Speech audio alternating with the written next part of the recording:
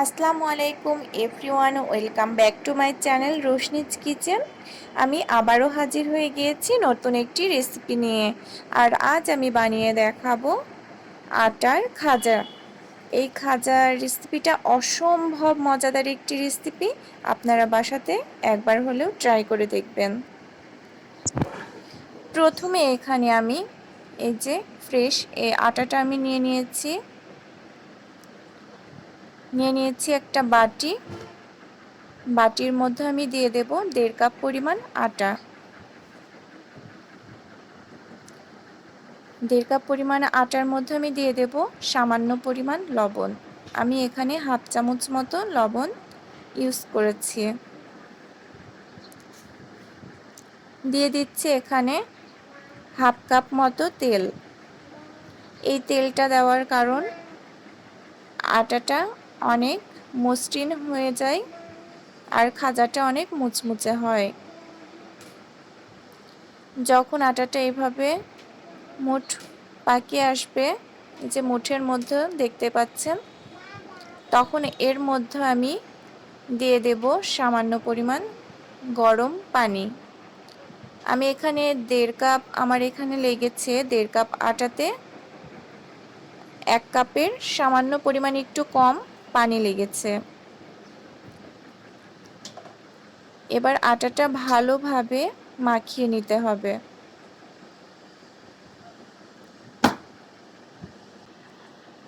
ভালোভাবে এটা মাখানো হয়ে গেলে আমি এখানে একটি পিরিচ নিয়েছি আর পিরিচ দিয়ে ঢেকে দেব 20 মিনিটের জন্য। আর এইদিকে আমি অলরেডি চুলা ধরিয়ে দিয়েছি, কড়াইটা বসিয়ে দিয়েছি, দিয়ে দিচ্ছি 1 কাপ মতো পানি। আমি এখানে চিনি শিরাটা ততক্ষণ করে নেব। দিয়ে দেব 1 কাপ পরিমাণ চিনি। এবার যখন পানি বলক উঠে আসবে, কিছুক্ষণ জাল দিয়ে যখন বলক উঠে আসবে, দেখতে হবে চিনি শিরাটাতে তার মতো দেখা যাচ্ছে কিনা। আমি এই যে দেখতে পাচ্ছেন চিনির শিরাটাতে কিন্তু তার মতো দেখা যাচ্ছে। তখনই আমি গ্যাসটা অফ করে দেব, কিছুক্ষণের জন্য ঠান্ডা করে নেব এটা।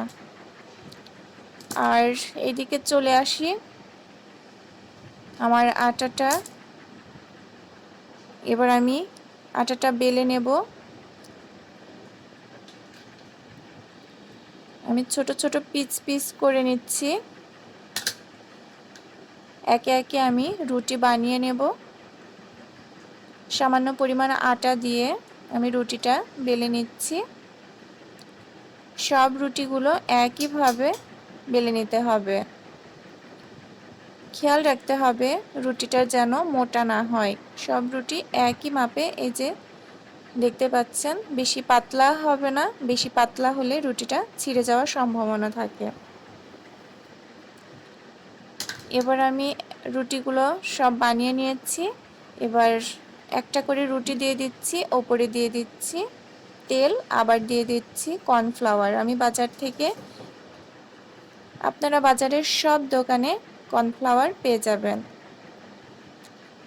কর্নফ্লাওয়ারটা যদি আপনাদের হাতের কাছে না থাকে তাহলে আপনারা আটা ব্যবহার করতে পারেন। আমি একে একে সব রুটি ওপরে তেল আর কর্নফ্লাওয়ার ছিটিয়ে দিচ্ছি। আমার এখানে 6টা রুটি হয়েছে। সব রুটিগুলো একইভাবে ওপরে তেল, তারপর কর্নফ্লাওয়ার দিয়ে দিচ্ছি। আমি এখানে 6টা রুটি দিচ্ছি। এবার রুটিগুলো খুব ভালোভাবে, খুব টাইট করে এভাবে মুড়িয়ে দিতে হবে। আর সবার লাস্টে দিয়ে দিতে হবে সামান্য পরিমাণ পানি, যেন আটাটা খুব ভালোভাবে লেগে থাকে, খুলে না যায়। এবার আমি একটি চাকুর সাহায্যে ছোট ছোট পিচ করে নিচ্ছি। এই যে ছোট ছোট পিচ করে নিয়েছি। এবার মাঝখানে এই যে সামান্য পরিমাণ হাত দিয়ে চাপ দিয়ে আমি রুটিটা এই যে এভাবে খাজাটা বেলে নিচ্ছি। সবগুলো আমি একইভাবে করে নেব।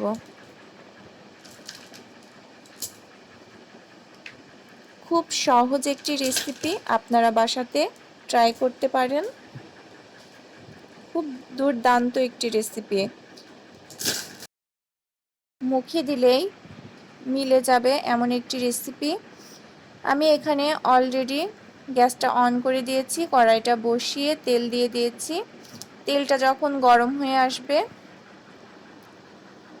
তখন আমি খাজাগুলো একে একে দিয়ে দেব। অলরেডি কিন্তু বাদামি কালার হয়ে এসেছে, আপনারা দেখতেই পাচ্ছেন।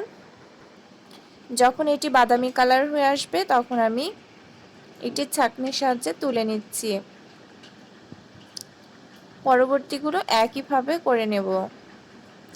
ব্যাস রেডি হয়ে গেল। কতটা মুচমুচে হয়েছে আর লোভনীয় হয়েছে খেতে, আপনারা দেখেই বুঝতে পারছেন। আমার রেসিপিটা আপনাদের কেমন লাগলো প্লিজ কমেন্টের মাধ্যমে জানাবেন, আর বাসাতে একবার হলেও ট্রাই করে দেখবেন।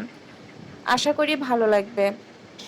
আমার রেসিপিটা যদি আপনাদের কাছে ভালো লেগে থাকে তাহলে প্লিজ লাইক দেবেন, কমেন্টের মাধ্যমে জানাবেন রেসিপিটা কেমন হলো, আর শেয়ার করে দেবেন। আর সাবস্ক্রাইব করতে ভুলবেন না। যারা আমার চ্যানেলটিতে সাবস্ক্রাইব করেছেন তাদেরকে অসংখ্য ধন্যবাদ। আর যারা আমার চ্যানেলটিতে সাবস্ক্রাইব করেন নাই তারা সাবস্ক্রাইব করে দেবেন, পাশে থাকা বেল আইকনে ক্লিক করবেন, তাহলে প্রতিদিনের আপডেট আপনারা পেয়ে যাবেন। আমাদের জন্য দোয়া করবেন। আপনারা সুস্থ থাকবেন, ভালো থাকবেন। আল্লাহ হাফেজ।